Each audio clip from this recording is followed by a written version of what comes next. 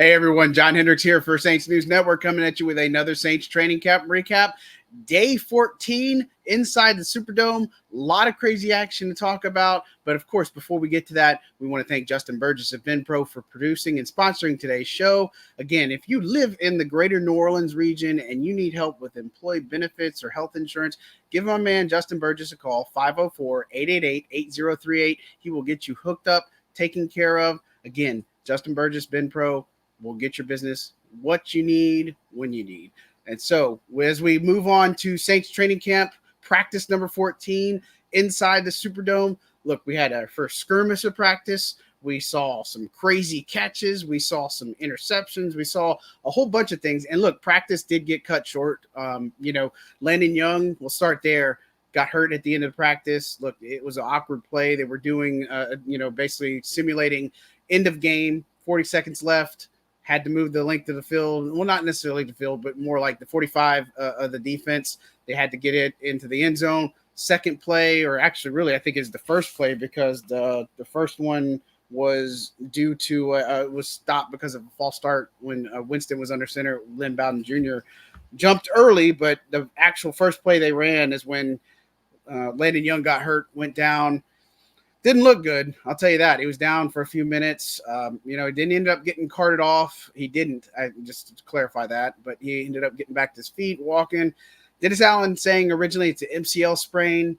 We'll see how that plays out. Those are tough. I mean, that's a tough one, because he's a guy that was playing inside at guard, playing at tackle, a very favored guy to be a depth piece. And the Saints offensive line, they just can't afford to take more hits, right? And we've been talking about it, just saying that, that's the problem going into a season, is expecting 17 games out of your full complement of offensive line. Just doesn't happen. It's a rarity, and especially when it comes to the Saints. So we'll keep an eye out there. And as far as attendance goes, look, nothing too crazy, but there are some absences. So Kiki Kuti was waived in place of Jalen Smith, who was out and at practice wearing number 59.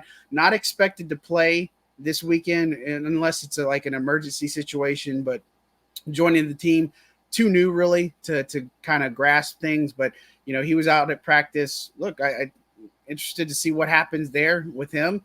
Makes it a little bit interesting as far as the linebacker room. So we'll see how that kind of pans out. Other than that, look, you had Jimmy Graham, Michael Thomas, Ryan Ramczyk on rest days. The really only absence that's not injury related, that's kind of new, is Nick Saldivari. Wasn't there today. So we'll have to see what happens for Sunday if he is going to play. And so again, we talk about this offensive line depth. That's another one. I mean, this is a guy that can really move up the depth chart and such, but if he's not at practice and it's injury related, I mean, he's already been out due to a calf. So it's just one of those things you just got to obviously pay attention to. And so, look, as far as practice goes, good flow to it inside the Superdome. Look, the new turf feels a little bit softer, if that even makes sense. The whole old one, I don't know, just felt a little bit hard when you stand on it, like your feet start hurting a little bit more in there, maybe because it's new and they just laid it down. I thought it felt pretty good. Superdome renovations there. We got to be in the new media press room, which looks outstanding. A lot of cool enhancements that's made. I've already seen people say, man, we can actually hear the questions from reporters. That's a plus. So we don't have to pass that mic around and stuff. But look, a couple things that I'd say. So we looked at, they did the 2-on-2 drill again today. So basically what it is you got the receivers about 5 to 7 yards from the end zone, and they're stacked on the side of each other. And then you have two defensive backs. And so you got rub route concepts. You got all sorts of picks that can happen, just different types of routes that get ran. So I think for a couple of the things to point out, so Tyrann Mathieu had a really good reps in that. He had 2 pass breakups that I charted. Bryan Edwards had a touchdown. Chris Olave had a couple of good catches and stuff, including a touchdown to really get things started. But I'll tell you, Keith Kirkwood was probably one of the best catches I've ever seen. And I don't know. I can't do it justice because I wish I had video. And of course, if you guys know, we're not allowed to shoot the video. It's a policy by the team. That would have been a perfect one. It probably would have broke the internet. But look, he ended up, he was working on that side. It was Carr was a quarterback going to that right end zone, working against Paulson Adebo. And then it was back in the corner end zone. And he just puts up one hand I mean, it's like Odell Beckham Jr. I want you to picture, pick up one hand and just hauls it in with one hand for a touchdown. It was one of the best catches, easily the best catch of camp. One of the best catches I've seen in the past couple of years. I mean, this is really something. And look, Kirkwood is a guy we keep talking about. I keep talking about it, and people think I'm crazy, but I think this guy has a spot on this roster if he keeps doing this type of work. Traquan's out with a groin. Rashid's out with a groin. So he's got a chance to really shine. Brian Edwards, look, he's a guy that's picked it up. You know, I said it the other day, and I wrote about it, that he's just one that just has not had the camp that we thought maybe he would have. A little bit of struggles there, but he's come on in the past couple of days. So he's one that can improve his stock when it comes to the preseason. So we'll see. But wide receiver battle, interesting. And I also find it interesting that Kuti got cut and they got Jontre Kirkland. One of these guys I really want to see a lot more of, because I think he's going to add upside as a returner potentially. Lynn Bowden Jr. is a guy that I think is distanced himself and made some pretty good plays here. But look, that 2-on-2 drill, Edwards got a touchdown. Washington got a touchdown. You got a couple pass breakups by Tyrann Mathieu. Good coverage from Marshawn Lattimore on one of them. Touchdown to A.T. Perry on a fade route that was beautifully thrown by Jake Haener. And so that was the first really good action I saw. As far as sevens, look, Derek Carr got picked off on his first play.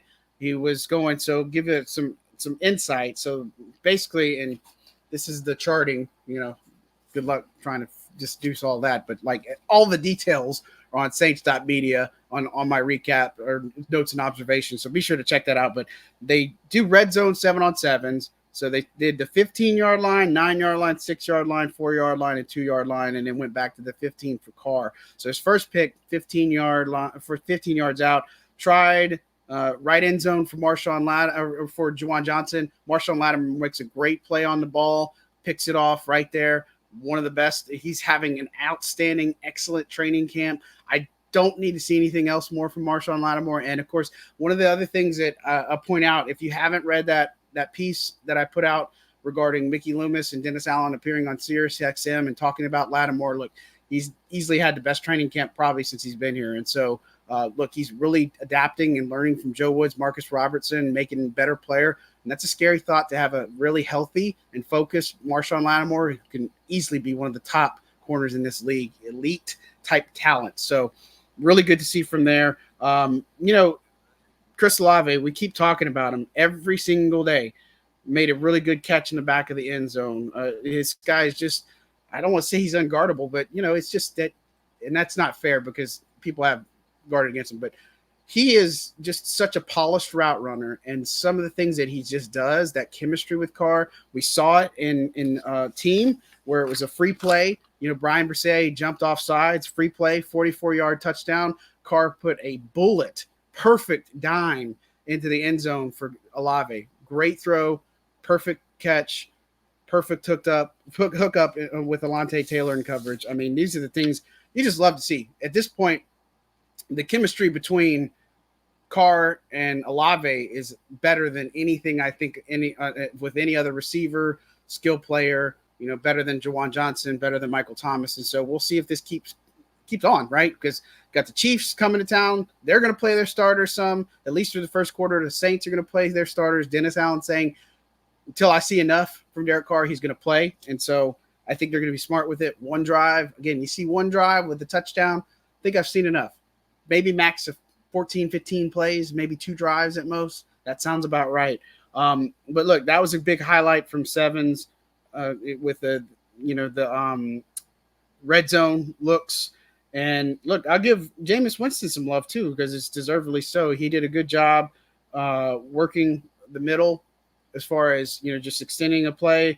Went through his reads and progressions really well. Originally, he wanted Ellis Merriweather on a route out of the backfield, but he stays with it, goes through his reads and progressions, hits Foster Moreau over the middle for a 5-yard touchdown in front of Anthony Ori. And so I think that's one of the things. I think Jameis is going to be able to really showcase a lot in this preseason. I don't know if we're to the point where we'd say a team that needs a quarterback would trade for him. I know it kind of floated that idea months ago that could possibly happen. I don't know that Haener's there yet for that to happen. I think Winston, again, best backup insurance policy that this team could have for Derek Carr.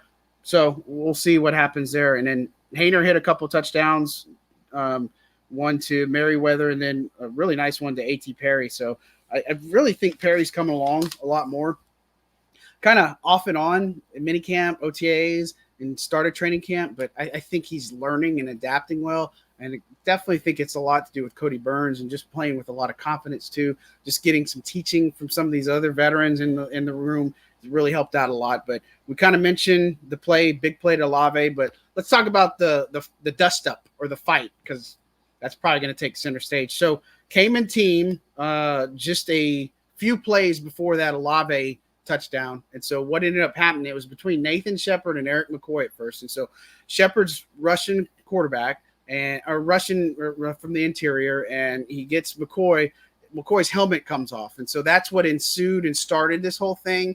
And so the next thing you know, those two are going to the ground.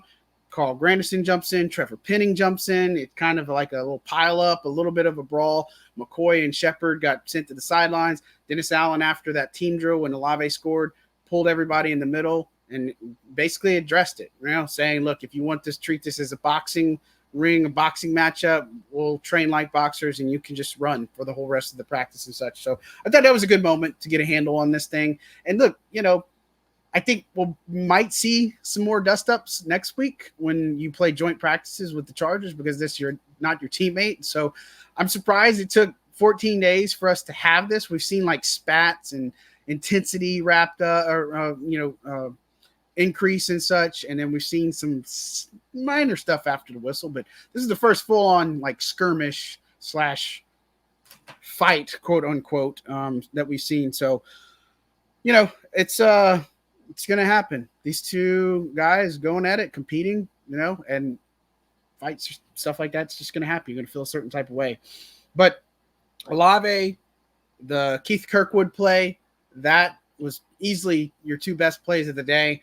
The fight, obviously, skirmish was another one. One of the other things I want to point out, so when they did go to the in the game situation, one of the things I found interesting was that Alontae Taylor was in the slot with the first team. And so he's been working on the third team. He was on the second team. Now he was doing the first team slot duties with Adebo and Lattimore on the outside. Now, I'm not saying that's the idea, because Bradley Roby is this team's starting slot guy when the season starts, unless something crazy happens, right? And hopefully it doesn't, because I think Roby's done a nice job. But I think it is a tribute to Taylor and his ability to learn that position. And so thought that was interesting to point out for sure. But looking at the end of that particular sequence with the end of game situation, so Carr throws a pick, because basically, again, like I said, 40 seconds, have to score a touchdown, started to 45. Both quarterbacks, they had false start penalties to start that drive. But, the last pass that Carr threw was a pick in the end zone, back of the end zone. He tried it, it's 31-yard line, tried it in the back of the end zone for Chris Olave, Marshall Lattimore in coverage, but Jordan Howden's in perfect positioning, a la Marcus Williams, to make an easy pick. So I thought I really like to see that. I think that was reminiscent of a Marcus Williams play that we saw a lot of times, just being in that right spot. I'm really wanting to see a lot more from him in preseason. I think he's the guy. He's had a strong camp, quiet somewhat in the beginning, but he's really come on a lot lately.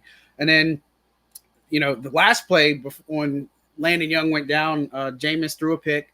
Troy Pride, another one that's kind of rising up. The stock, his stock is going up a little bit more. It was a play where I'm sure Jameis would want to have this back, but threw a ball, didn't look like it was on the same page as everybody. Taysom does his best to try to go get the ball. It's thrown downfield, easy pick for Troy Pride. So, other than that, all kickers, they made their 3 kicks. So Lutz hit his extra point from 37 and 40. Groupie hit his extra point, and then from 37 and 41. So look, I think the biggest things that we see is Chris Olave is the real deal, and we love to see that. Keith Kirkwood, outstanding catch, easily play of the day, in my opinion. I think he's got a chance for this roster, real chance for this roster, and we'll see how it does in the preseason. Because again, like I said, you can do great in practice. You got to put it together in the preseason, and then obviously the skirmish, the fight, and then we'll see what happens with Landon Young. Tons more. All the notes and observations. Oh, Drew Brees was at practice. If you didn't know, that was a little bit interesting too, just to see him back on the sidelines and such. But we'll know more, and we're going to have plenty of stuff to have breakdown from Sunday's game against the Chiefs.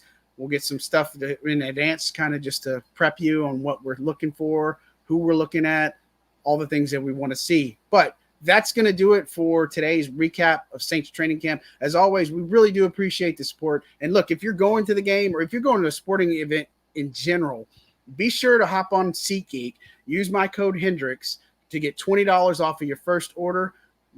Look, can't beat that, right? I mean, especially preseason prices, that's pretty cheap, relatively inexpensive way to go to the game this weekend or whatever your sporting event is going to be, whether it's baseball, or well, that's really kind of where you're at right now. Not much in basketball, but anything, events, concerts, all those types of things. If you use SeatGeek, use my code. And we want to thank Justin Burgess for producing and sponsoring today's show. I'm John Hendricks for Saints News Network. You see all the ways to follow me down here at the bottom. If you don't and you're not, I'm not sure why not. Give me some love. We will chat at you very soon. Thanks, guys.